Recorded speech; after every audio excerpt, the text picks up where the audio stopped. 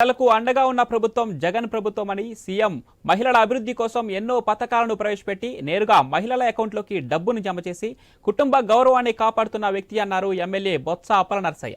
విజయనగరం జిల్లా గణపతి నగరం నియోజకవర్గ కేంద్రంలో ఎమ్మెల్యే సారథ్యంలో వైఎస్ఆర్ ఆసరా 4వ విడత నిధులు విడుదల కార్యక్రమం ఘనంగా జరిగింది. వైఎస్ఆర్ ఆసరా పథకం ద్వారా 4వ విడత స్వయం సహకార సంఘాలలో గల లబ్ధిదారులకు చెక్కులు అందజేశారు.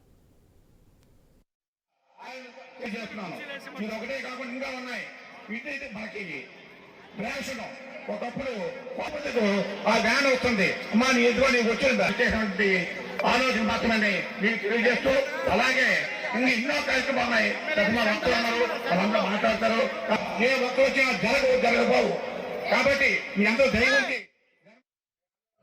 ఎన్నికల ముందు సుదీర్ఘమైన పాదయాత్రలో 3648 కిలోమీటర్ల పాదయాత్రలో మన ప్రాంతంలో కూడా వచ్చారు ఆయన. మీరందరూ కూడా ఆయన కలిశారు.